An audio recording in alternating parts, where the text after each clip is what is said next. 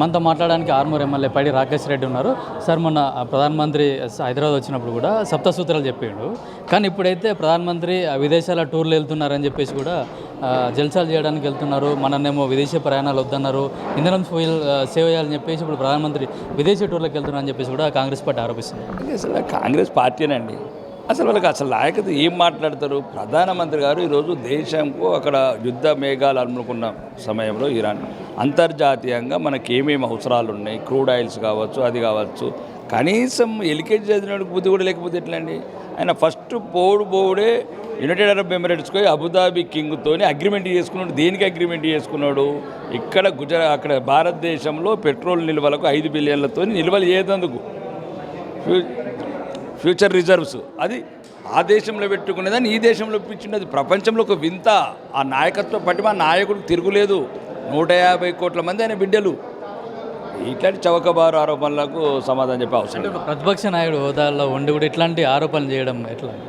ఆయన ఆయన ఆయన అలవాటు తెలియదు. ఇంక ఇప్పటికీ ఆ పప్పు డప్పు ఏదో అంటారండి, ఏం తెలియని పిల్లగాడు. అందుకోసం 60 ఏళ్ళు వచ్చిన కనుక చిన్న చిన్న టీ షర్ట్లు వేసుకుంటే పిల్లగాళ్ళకి ప్రయత్నం చేస్తాడు. అదేదో సినిమాలు ఉంటుంది కోనే అట్లాంటివి. కాబట్టి రాహుల్ గాంధీ గురించి ఎంత తక్కువ మాట్లాడితే అంత మంచిది దేశంలో. అంటే పెట్రోల్ రేట్లు 2 రోజుల వ్యవధిలోనే 2 సార్లు పెంచారు. అది ఎందుకు పెంచారని చెప్పేసి కూడా చెప్తాను. అంటే ఎలక్షన్ల స్ట్రాటజీ ప్రకారం మొన్నటి వరకు పెంచలేదు, ఎలక్షన్లు అయిపోయే కనుక ఇప్పుడు పెంచారని చెప్తాను. మొన్నటి దాకా యుద్ధం ఆగుతుందని అనుకున్నాము. అంతర్జాతీయంగా నిపుణులు కావచ్చు, సలహాలు కావచ్చు, సూచనలు అట్లా వచ్చినాయి. ఇప్పుడు పెంచే అవసరం లేదు. కానీ అక్కడ యుద్ధం ఆగలేదు, మళ్ళీ మొదలైంది. అది ఎప్పుడు ముగిస్తుందో తెలియదు. యుద్ధం జరిగిన నొద్దులు పెరుగుతూనే ఉంటుంది.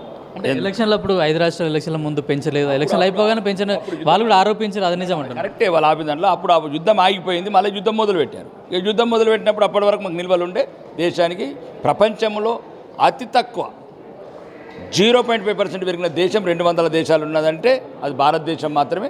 అది ఆ భారత ప్రధానమంత్రి నరేంద్ర మోడీ నాయకత్వ పట్టిమ వల్లనే ఆ 0. మిగతా దేశాలల్లో అమెరికాలో కూడా 60% పెరిగింది, యూరోప్లో కూడా 80% పెరిగింది. కాబట్టి మీరు కూడా ఆలోచించాలా. ప్రజలు కూడా సంసిద్ధంగా ఉన్నారు. ₹3 కాదు, ఎంత పెరిగినా ఈరోజు యుద్ధం మేఘాల వల్ల దేశానికి ఇబ్బంది వస్తే మేము దేనికైనా త్యాగాలు చేయడానికి సిద్ధంగా ఉన్నాం. మాకు దేశం ముఖ్యము, మా దేశంలో పెట్రోల్ నిల్వలు లేవు అని ప్రజలే అంటున్నారు. కాబట్టి కాంగ్రెస్ వాళ్ళ ఆరోపణలు పట్టించుకునే అవసరం లేదు. అంటే బండి భగీరథ్ విషయంలో కూడా బీఆర్ఎస్ వాళ్ళు కానీ కేటీఆర్ కానీ ఎక్కువగా ప్రచారం చేశారు. ఇక ప్రచారం అంటే ఇప్పుడు ఒకటి, బండి సంజయ్ గారు కొద్దిగా ప్రజాకర్షణ నాయకుడు, పార్టీని ఉరకలెత్తించిన నాయకుడు. ఆ 2 పార్టీలకు భవిష్యత్తు లేదు. ఎక్కడైతే వెస్ట్ బెంగాల్, అస్సాం లాంటి చోట్ల ఒక రకమైన విజయ దుందుబి మోగించిన పార్టీ మళ్ళా భారత ప్రధాని గారు ఈ తెలంగాణలో అడుగుపెట్టి శంకారావం పూర్చారు. కాబట్టి వాళ్ళ గద్దెల కింద కదిలినాయి. ఇద్దరు ఒకటయ్యారు, బీఆర్ఎస్ కాంగ్రెస్. కాబట్టి ఏదో ఒక రకంగా ఇట్లాంటి చౌకబారు ఆరోపణలు చేసుకుంటూ చౌకబారు విషయాలు మాట్లాడారు.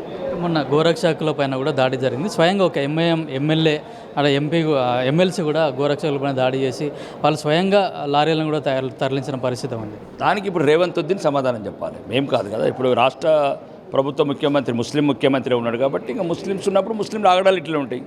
ఇప్పుడు రేవంత్ రెడ్డి గారు, ఈ రాష్ట్ర ముఖ్యమంత్రి రేవంత్ రెడ్డి గారు సమాధానం చెప్పాలా. ఆ రకంగా రేవంత్ రెడ్డి అని పేరు మార్చుకున్నావు కాబట్టి, కాంగ్రెస్ అంటే నేను ముస్లిం అన్నావు, ముస్లిం అంటే నేను కాంగ్రెస్ అన్నావు కాబట్టి అట్లా రెచ్చిపోతున్నారు ఎంఐఎం నాయకులు, ఎంఐఎం ఎమ్మెల్యేలు, ఎంఐఎం కార్యకర్తలు. కాబట్టి దీనికి అంతటికి కారణం రేవంత్ రెడ్డి గారే. కేంద్ర కేబినెట్ కూడా విస్తరణ ఉండబోతుంది. రాష్ట్రానికి కూడా ఇంకొక మంత్రి పదవి కూడా రాబోతున్నట్టు, అట్లాగే ఒక మంత్రిని కూడా తొలగిస్తారని వార్తలు వస్తున్నాయి. తొలగించుడు, చేర్చుడు భారత కేంద్ర నాయకత్వము, కేంద్ర పార్టీ అవన్నీ నిర్ణయాలు తీసుకుంటే రాష్ట్రానికి 2 పెరిగినా 3 పెరిగినా మన రాష్ట్రానికి మంచిదే. కాబట్టి రాష్ట్రానికి ఎంత ఎక్కువ మంత్రి పదవులు వస్తాయంటే మనం ఆశించాలా, కోరుకోవాలా. మనం మనస్ఫూర్తిగా కోరుకుంటేనే కేంద్ర ప్రభుత్వం నిధులు కూడా ఎక్కువ వస్తాయి.